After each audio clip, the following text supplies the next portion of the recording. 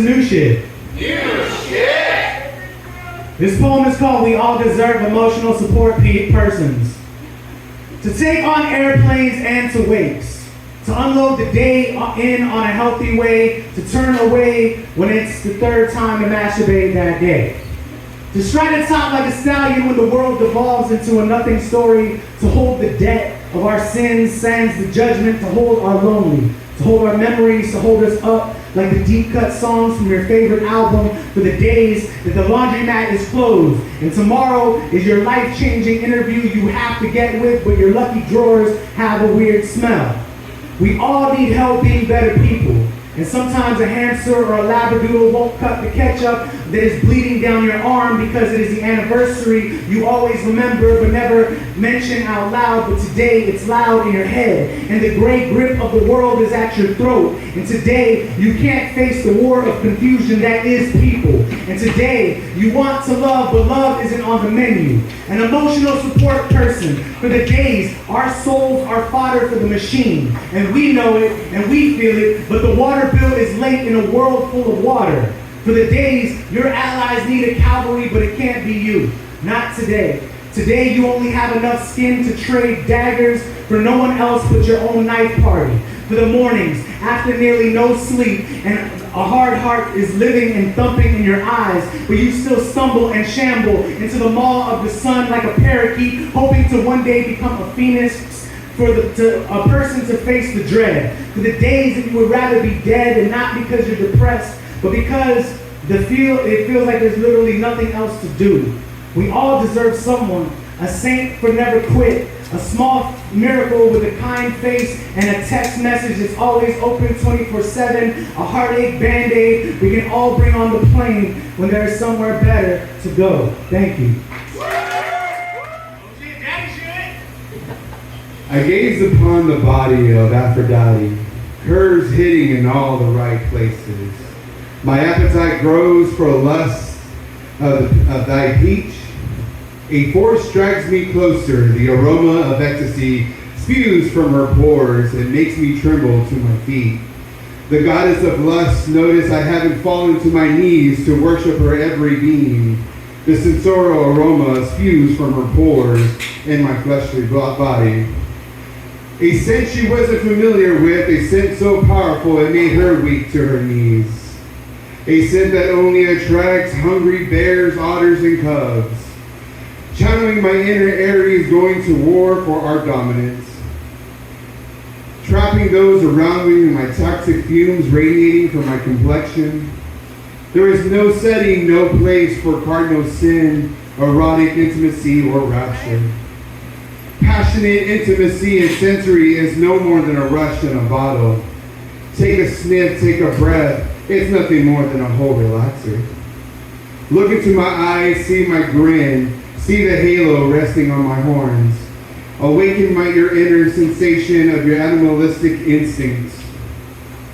Your body shivers in fear, licking the sweat off your neck, leaving a taste so rare it makes my thirst drunk for more. You beg and plead to have a taste of my ecstasy. My taste makes you scream, please take my all. My inner incubus growls, let me torment you every existence. Of course, consent, of course. You huff, you puff, you beg for pleasure, filling my lust into overdrive. I pause for a moment and whisper in your ear something only you would understand that leaves me weak to my knees. To your knees, sorry. I send you on your way. I'm still not satisfied with my craving, just to only realize that I'm stuck in your Venus lifestyle. Thank you. Dear Not Diary. What is loyalty? I suppose to be loyal is to have a type of emotional connection to a person, place, or thing. And within this emotional connection is a devotion to be available in commitment. What happens when these two loyalties conflict? I mean, what happens when being loyal to someone conflicts with being loyal to yourself?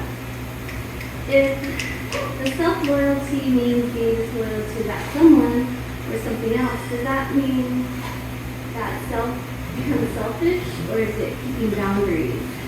And what does self-loyalty look like? That's one.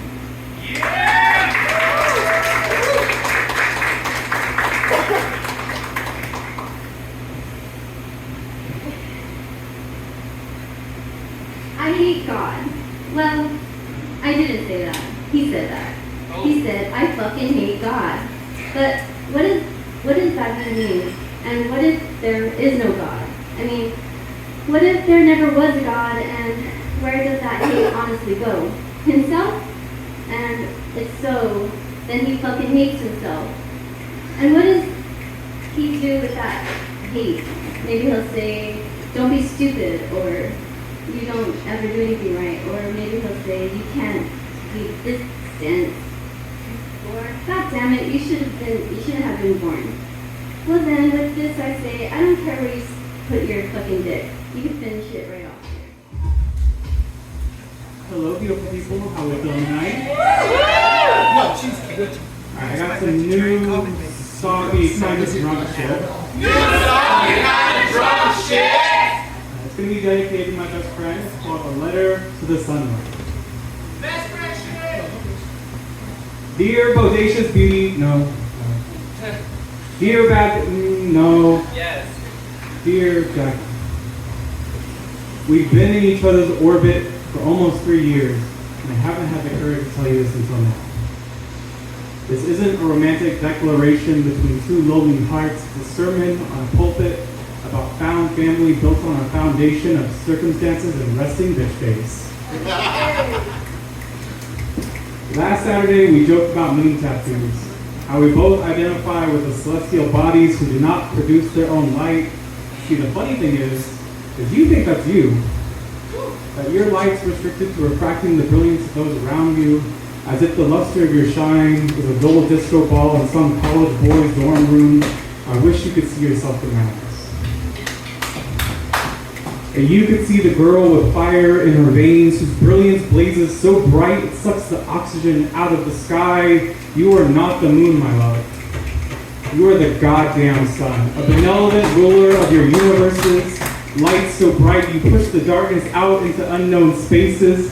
Gravity so strong, people rejoice to rotate with your trajectories. Come on now.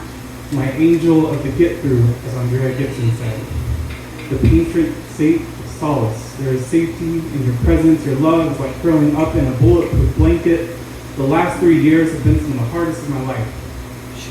You have seen me at my ugliest and never turned away. When I'm worried that I'm taking up too much space, you remind me that I'm allowed to be as big and as bright as the Andromeda Galaxy. When I was pouring tears after the floodgates were open, you were there with tissues, a hug, and plenty of booze. Speaking of, I had to be drunk just to say this to your sibling. But you deserve to hear it fall from sober lips. Without you in my life, I don't think I'd be here. Not that I'd be dead. I would just be an astronaut lost in the depths of the dark, feeling around to find a place to grab onto without a single star to offer its warmth. Let me tell you how I see you. You are the most beautiful at sunrise. After the long, cold night when things haven't been so good, after life's been a bit of a struggle, when you rise from the ashes as an incredible phoenix swirling in an inferno of confidence and beauty, your rising heat, sundering the mountain-sized roadblocks in your way, scorching a path to victory, real bad bitch energy. But you are still just as beautiful at sunset. When circumstances have you down, when fighting has stopped and you aren't the victor. Even in your most broken moment, you are a mosaic of stained glass parts shining just as strongly as the morning. I love you. I'm sorry it's taken me so long to say all this, but I'm so happy you're in my life. Signed, your biggest fan. Hey. That was one of the most beautiful poems that I've ever and I will continue to try to figure out how to be the person that kind of shit gets written about, because I still don't know. You are though for somebody. I got it. Short shit. Short shit. When you went away, my bones lost their marrow, no air in my lungs. way, stumbling through the night, ignored and forgotten. But a light on my path appeared, the goodness of compassion, the grace of kindness. After dragging myself through the battlefield and aftermath, fire, burning smoke and ash, sadness, exhaustion, despair, crossing the bridge to the hills, green and lush, life anew. Inhale the fresh wonder, solace and peace, the comfort of needs met. Water cycles flowing, breathing deep again. Trouble don't last forever. Thank you. So I feel like I should do some sad shit because my heart hurts because I've been replaced. Cheesecake! I didn't know that cheesecake beat key and let you in. Yes! But okay, you know what? That's fair. Next time. I got some old shit. Oh, shit! So I've lost years of my life to the trauma. Not to the pain, but to the forgetting. The spans of years where I could have not existed, or perhaps where I did not want to, and my brain just obliged haunts me with the memories of the forgotten. So on this day, I decided to create my own, loving ones, remembrances that will make this poem something of a joyous thing rather than a eulogy to the parts of me I've let die. The year is 2005. I am home. The smell of breakfast creeps its way into senses, my blanket warm and soft and heavy is beckoning me stay, but the aroma of freshly cooked bacon is enough to claw me from my comfort. My mother stands in the kitchen. Soft music echoes off the eggshell white of the walls, reaches my ears that know little of degradation and much of praise. Her arms, a place of comfort as I stumble into her embrace, clumsy as ever, she says.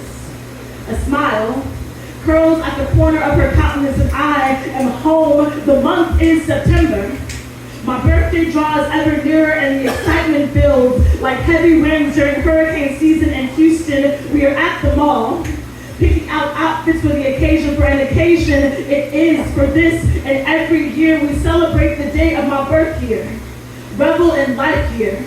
Need not acquiesce because reluctance has no place among this joy here. I look at the rose-colored dress in my hands. Feel the soft beneath my fingertips, and I am home. The day is December 25th. Impatience jolts open eyes before dawn's tree, still illuminating the dark presence lay casually on the floor. Their presence, second only to the love this day has in store in the story. I've never stopped believing in miracles because I know this life is one. The time is 11:30 p.m. I am grateful to be alive.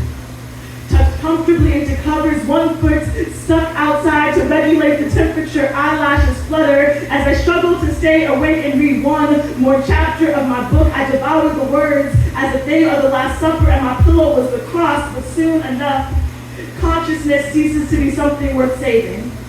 And I drift into a peaceful slumber. I rest and I am home. I am home. I am home. Everybody have your tissues ready now. I know I'm gonna cry too. Cry shit! Some cry shit. Exactly. When I was 5, I woke up for drives to Jalisco's, carne asada and cheese tacos, and cafecito with my abuela. When I was 5, I woke up to fight with the waitresses at Jalisco's because how dare they call me their mija when I was my abuela's mija, not theirs. When I was 6, I woke up for kindergarten and cried for my abuela every goddamn day until the school year ended. Kindergarten didn't have carne asada and cheese tacos. It had frozen waffles and warm chocolate milk.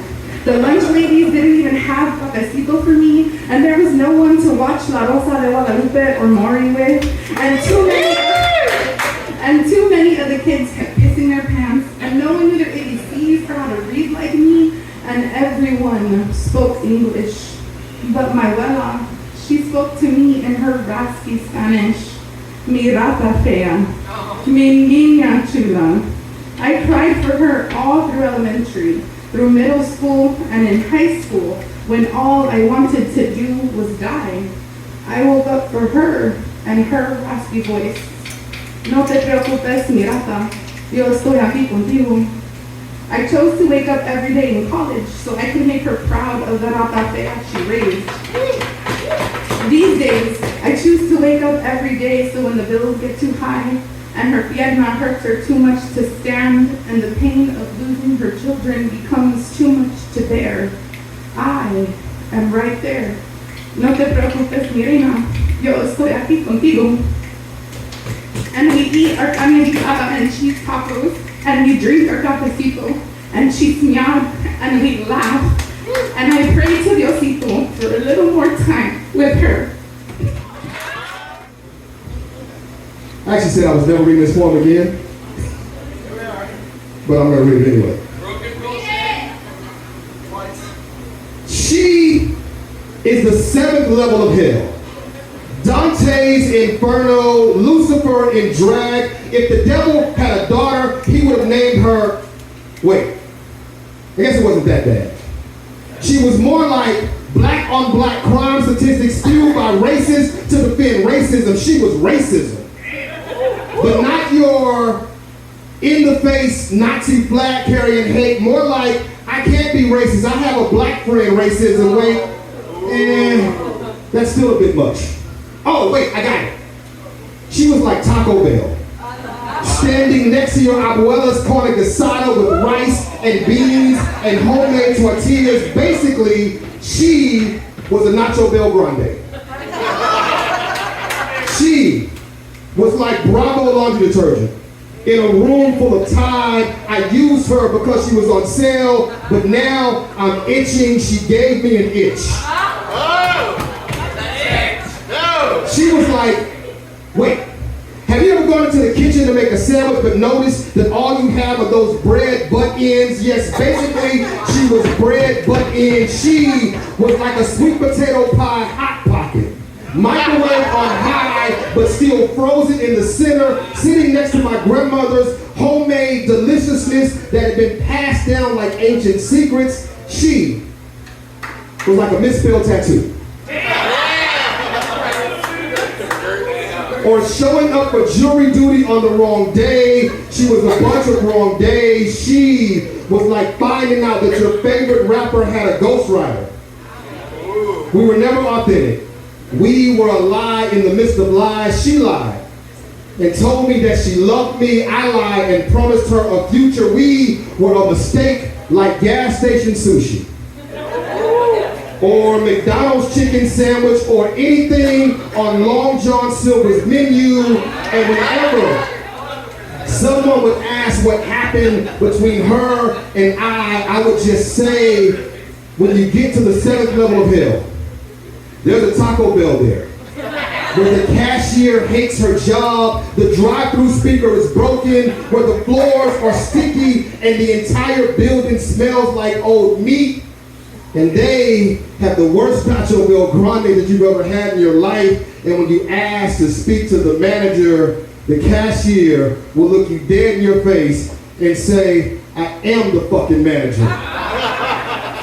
And I guarantee, when you look at her name tag, it'll probably say Crystal. Thanks.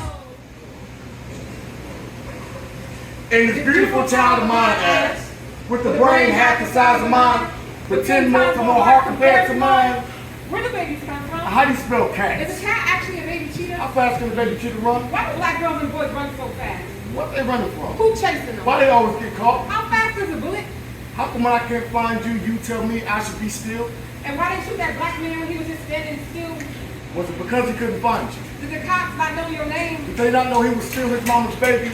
How come they can't see? But when they see us, what's a casket? Why Granny asking who did the body? What's a deadbeat body?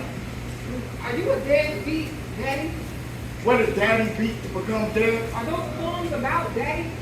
How you leave like those forms are still dead? How you leave it all on stage and still come back home to me? What does it mean to be alive? What does it mean to be alive?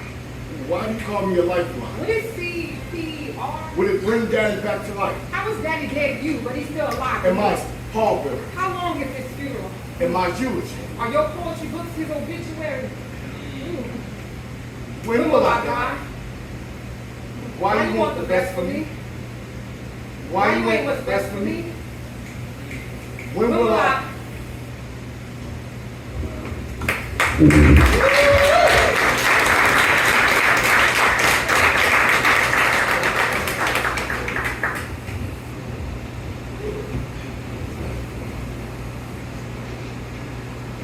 So my daughter's asked me all kind of questions, right? And most of which, thanks to Google, I actually have the answers for them.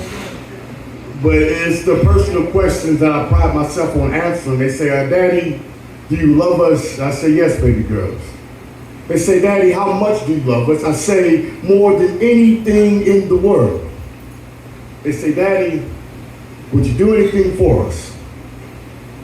I say, yes. I say yes, then I choke on that lie. Because I know exactly what they're going to ask me next. Y'all, they're going to ask me, Daddy, do you love us enough to quit smoking cigarettes? You see, I used to be able to laugh these questions off, but now they're at that age where they bring home pamphlets and fucking random facts from school. They say, Daddy, did you know that smoking cigarettes takes 13 years off your life expectancy? Y'all, they tell me this as if they're aware of the exact amount of time I'm robbing them of. Like how can I write a poem about police brutality than inhale fumes more deadlier than gun smoke?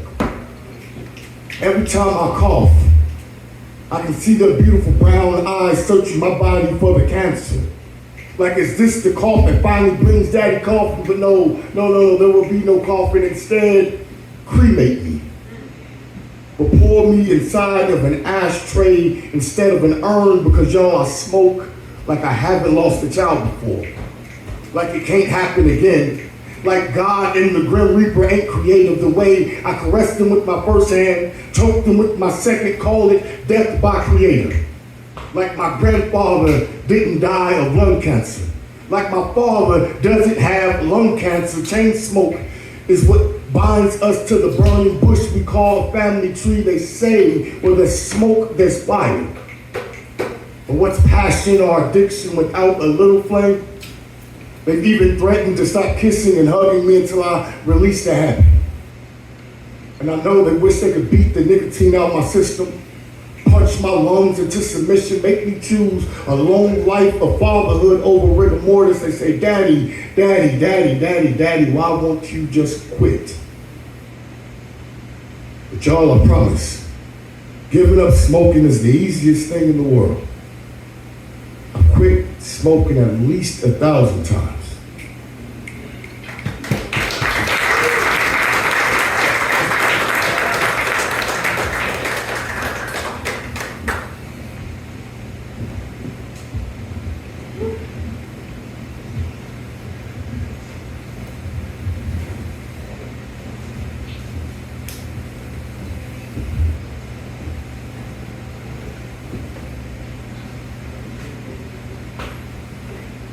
I'm sorry, Mama, I never meant to hurt you. I never meant to make you cry, but tonight I'm cleaning out my closet. I'm sorry, Mama, I never meant to hurt you. I never meant to make you cry, but tonight I'm cleaning out my closet. My visions of you were never perfect, because I always understood that you were human. Just couldn't understand how you could be so heartless. But I've since learned more about your flaws, how you cradled your own pain better than you did me, because somehow it was the only thing that you could trust. You were never a saint in anyone's book, just an angel with clipped wings, and you were riddled by a merciless disease. They called you a functional drunk. Got up every morning and went on to work. Everyone said that I should feel so lucky. There are worse vices to have, but at the root of that means you were functioning, serving your purpose, doing your job. But alas, you're getting older now, and with each sip so much closer to death, I don't want these fleeting memories that I created to be all that I have left. The truth is, I had a mother. I have a mother. I am a mother. You see how time plays these tricks on the mind, convolute these images into confusion. I don't know whether I'm mourning you prematurely or rebirthing in my own child rearing. They have a word for that now, selective memory. Or maybe I just call it healing. I know that because of you, there's no way that my daughter would know good music, No way should I know the sweet sounds of the temptations or those tantalizing moves behind Miss Betty Wright, if not for those Saturday mornings cleaning house with you. Sometimes the melody be a mere whisper on your breath, mere remnants of the night before when going out finally drug you back in, but it lets me know that you carry me with you. I don't remember much, but I remember our walks alone to the corner store where we were sharing uninhibited conversations as spring as the first release of shackles on Emancipation Day. For those 20 minutes of the day, I mattered most to you. I was the value. I was your baby. So I choose to remember you then in that context, the time when I had a mother. It was just a short 6 years ago when I gave birth to my own daughter, and you literally held me, held my hands, held my hand and held my feet when those stirrups would yet let me down. You were yet my reinforcements. And for the next 3 weeks, you fed me, cradled me, and gave me rest. We laughed and sang together from an old tune, your voice cracking in anguish. I smile and I nod in agreement. Yes, yes, mama, tonight is the night. We were the fanciest of duos in that other life when I had a mother.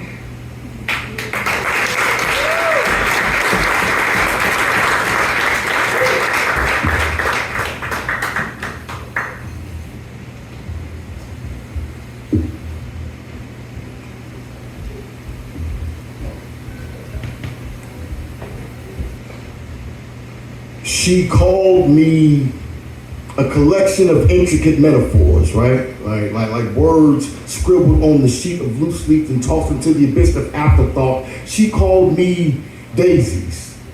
Daisies pushed up from a grave like a gift from a dead thing. A dead thing. She called me a dead thing. She said, if my heart was a house full of, the front door would pretend to be a revolving one. It would symbolize the whirlwind waiting on the other side while my window pane stripped tears while the curtains do their best to dry them in this house. The ceiling fan does its best to air out the breath of last night's argument.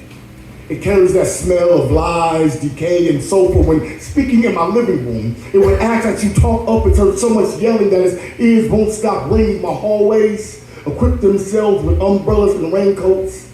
They've seen my emotions transform into storm that flood the life right out of the living room, causing family pictures to wash up onto the shores of medicine cabinets where antidepressants tell me to vomit my joy and hope into the toilet in this house. Vanity mirrors have long forgotten their purpose. See, mirror on the wall no longer tells me about my beauty, only my flaws and insecurity. That explains the broken glass and 7 years of bad luck. I mean, who has time for the ugly truth? When my bedroom is a cemetery. And on nights when I'm lonely, my ghosts come and make love to me. We give birth to forgotten memories. Sing them lullabies with instruments carved out of my misery that convinced I need their company in hell. Maybe they're right. Just sometimes I need someone to be there to scrub my back when I bathe in a tub overflowing with suicidal thoughts. Y'all, I just go tired.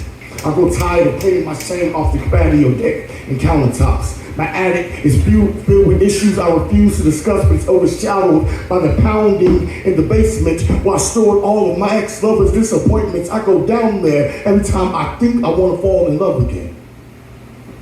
And if these walls could talk, they'd ask her about the man she needed me to be. Nah, if these walls could talk, they'd be snitching, right? Telling the stories about my infidelity, the broken-hearted poet that hides all of its fracture inside of a fucking poem. Y'all, if my heart was a house for love, I would call it the home for forgotten things. A morgue of emotion. Nah, the house that broken built. An extended metaphor for love me in a way I'll never truly know how to love you in return. Y'all, if my heart was a house for love, I would call it the house of Frankenstein. You will not leave the same way that you entered, but you will leave. I've gotten good at making sure of it.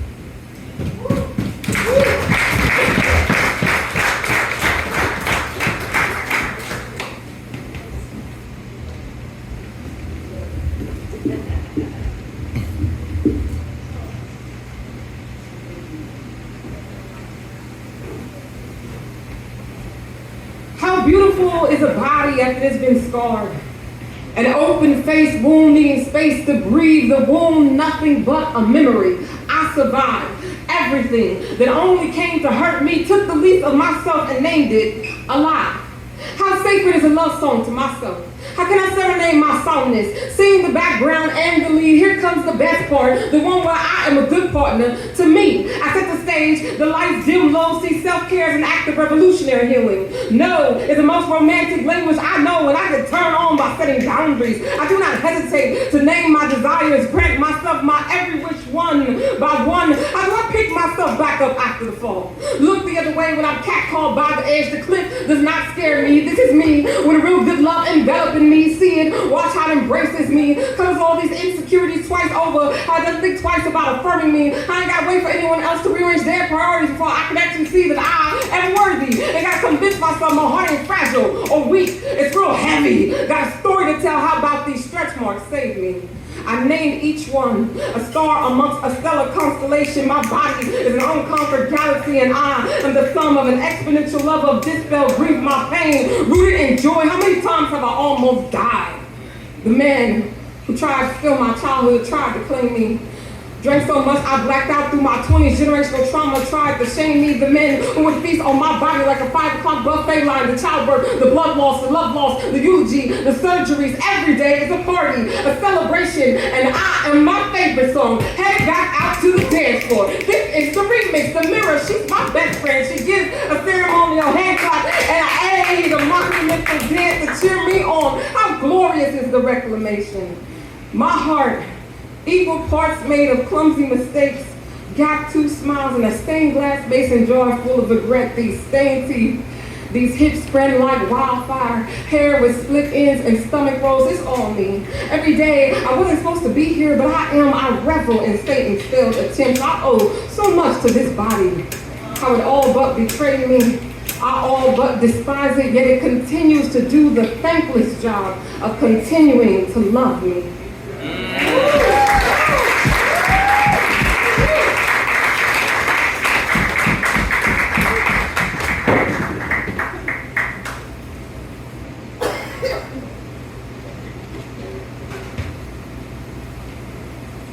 This house is not dirty. It's lived in. It's loved. It reeks of old memories and other gushy stuff. This body is not unkempt. It's tired. It's hard work. It's hardly work in need of rest. See, these ain't grades, right? Nah, this is wisdom.